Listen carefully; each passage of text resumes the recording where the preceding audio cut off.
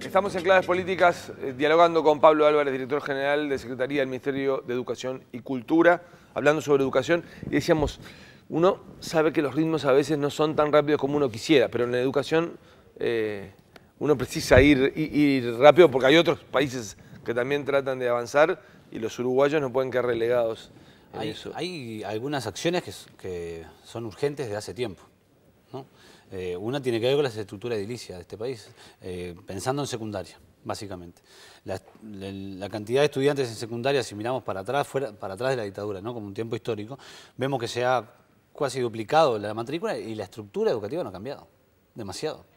Entonces ahí tenemos una urgencia. Ahora, a partir de lo que han sido las últimas negociaciones y en la propia rendición de cuentas se establece la coordinación entre la ANEP y la Corporación Nacional para el Desarrollo para la construcción. Es probable que la nueva legislación de la PPP se pueda utilizar para la educación, ya que tiene su espacio concreto, ¿no? Donde claro, no se pueden vender servicios educativos, esa es claro, la construcción edilicia. Después veremos la posibilidad que hay hoy para efectivamente construir rápido en Uruguay, porque hay también un boom de construcción, ya no digo inmobiliario, pero de construcción incluso de la propia obra pública, que eso ha dificultado hasta a la propia actividad de la educación para crecer en materia edilicia. Tenemos que arreglar cosas, esas son cosas urgentes y a veces se toma, yo no es por quebrar una lanza, pero a veces es como decir, bueno, ¿cómo hago para cambiar todo esto con la gente funcionando?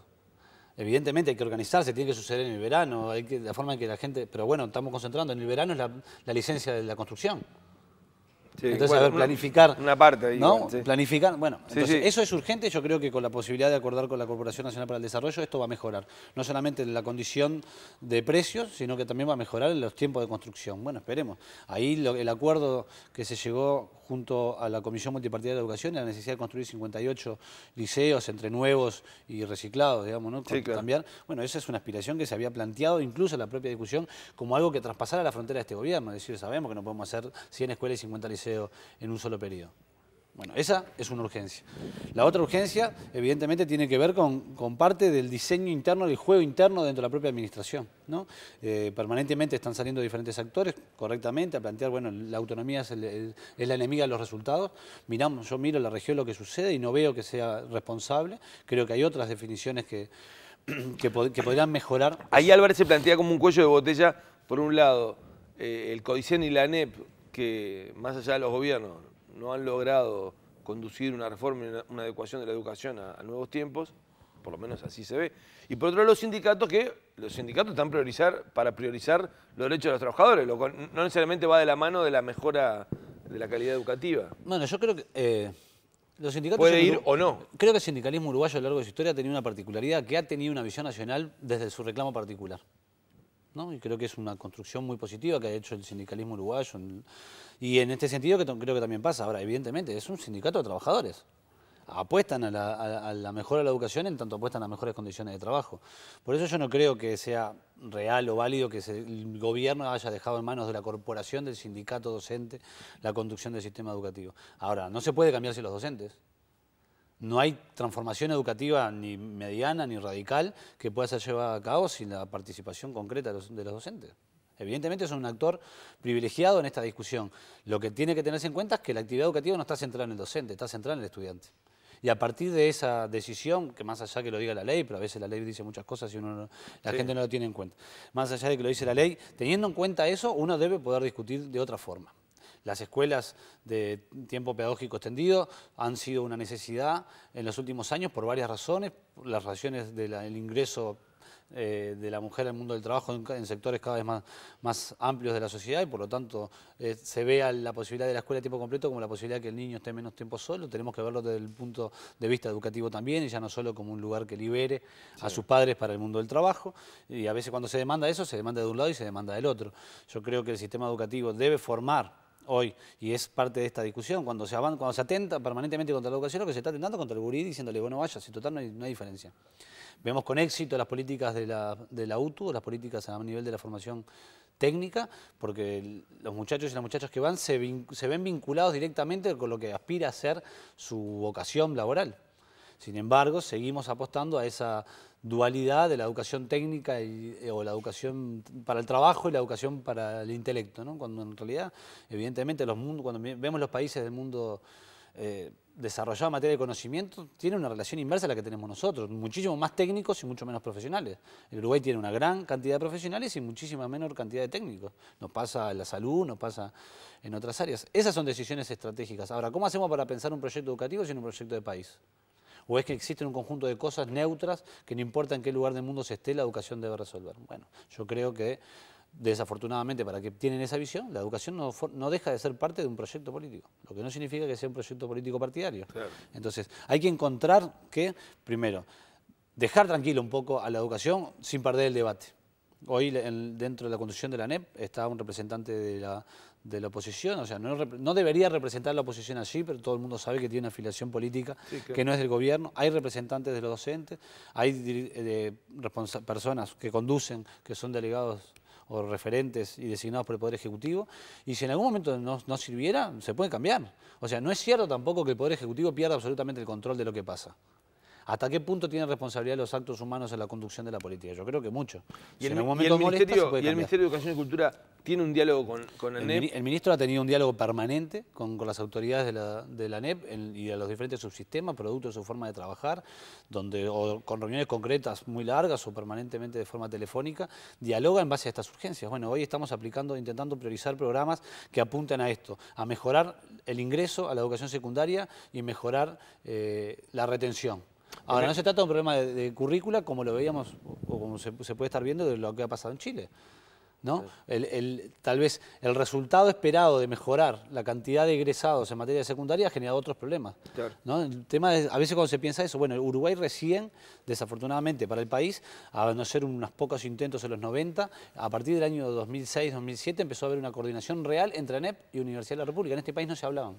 Porque uno cuando ve lo que pasó en el primer gobierno de izquierda con el plan Ceibal, es como decir, esto para que funcione bien, vamos a ponerlo en otra órbita, no en la ANEP, para que no tenga resistencia de gremio y porque además para que sea eficaz en su aplicación, en la imagen que quedó de la forma en que se instrumentó ese plan.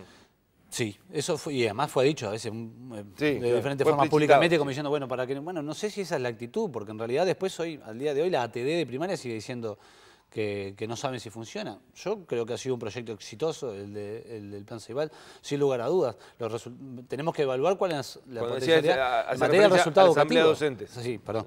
Tenemos que ver cuál es el resultado educativo. La brecha digital entre los 20% más pobres y el 20% más ricos se hizo cero en el acceso a las computadoras. La brecha con respecto al acceso a Internet entre esos hogares sigue siendo amplia. Ahora, ¿qué resultados educativos tuvo? Lamentablemente, para los que quieren tener cosas inmediatas, lo van a ver dentro de un par de años, cuando esos gurises empiecen a tomar una definición, por ejemplo, qué carrera seguir, a ver si siguen siendo orientados hacia el área exclusivamente del derecho humanística, o esto ha sido una forma positiva de haber vulnerado ese temor magisterial de la matemática, ¿no? Porque aparte queremos ser un país productivo, necesitamos técnicos que estén vinculados a esas áreas científicas. Entonces no creo que por el hecho de haber salido de la estructura de la ANEP sea positivo en materia educativa. Fue un resultado exitoso en la disminución o en el acceso a las nuevas tecnologías. Vemos qué pasa hoy con la educación, la producción de contenidos está en la ANEP.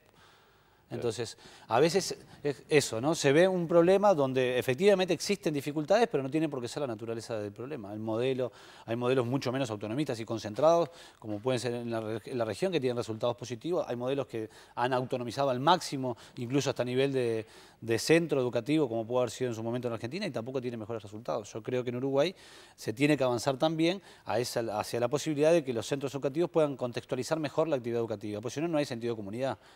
Por ser más chiquito el liceo no es comunidad. Claro.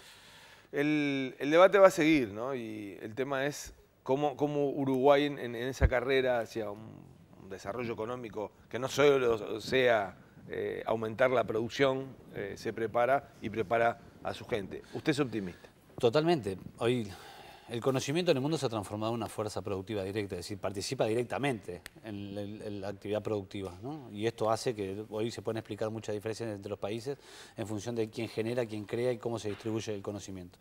El Uruguay, en ese sentido, creo que tiene un valor de escala, ¿sí? De que además no tiene otra salida que agregar valor a través del conocimiento a sus productos básicos, ¿no? Y ir transformando así su economía. Para eso necesitamos, primero, fortalecer el valor de la educación, en general, no seguir atacando permanentemente a los gurises, dejar de asociar educación y seguridad, porque se transforma como en un combo, sí, claro. Donde lo que se sigue atacando es ese sector de la población que en última instancia es al que se le va a demandar un país mejor, y se deja de ver que las responsabilidades actuales del mundo joven y de la educación es una responsabilidad del mundo adulto. Ahí me parece que hay clave como para avanzar, si seguimos de alguna forma estigmatizando a la generación que tiene que estar estudiando. Si no somos capaces de darnos cuenta que tal vez le estemos enseñando cosas que no son en última instancia de su interés o su interés futuro, con un mecanismo de aprendizaje que tal vez no lo incorporan, porque hoy evidentemente es una generación audiovisual. Sí, claro. Yo pensaba el otro día si no tendríamos que hacer de alguna forma documentales con los libros de Nahum y Barran de historia. Sí. Es probable que se pueda aprender mucho más a través de ese tipo de mecanismos y mejorar las condiciones en las que se desarrolla la actividad educativa. No hay mucho para inventar en materia de educación. Uno mira lo que pasa en el mundo, se va para adelante, se va para atrás. Me parece que es dejar de ver lo que es como moda y ver cuáles son los resultados. Y por eso yo creo, y he sostenido, de que el Congreso Nacional de Educación, el debate nacional de educación que establece la ley que debe hacerse, la próxima vez que se haga, debería tener como centro la discusión de cuáles son los resultados que uno considera positivos si el sistema educativo funcionara como uno quiere. Que lo discute la sociedad. No hay fecha para el Congreso. No, todavía no hay fecha, pero salgamos de la parte de cómo funciona el gobierno, salgamos de la parte de cosas más filosóficas que de alguna forma están planteadas en la ley. Discutamos cuáles son los resultados que el Uruguay quiere. Y en función de eso, trabajemos en pos de ese objetivo. Y ahí uno puede tener una política de Estado. Si no es una política de acuerdismo, no lleva a ningún lado. Pablo Álvarez, director general de Secretaría del Ministerio de Educación y Cultura. Ha sido un gusto y muchas gracias por la participación en Claves Políticas. Nosotros vamos a una breve pausa y ahora vamos a hablar sobre uno de los debates que se viene, el impuesto a la tierra, que ha llegado el proyecto de ley al Parlamento. Vamos a una breve pausa y ya volvemos con más Claves Políticas.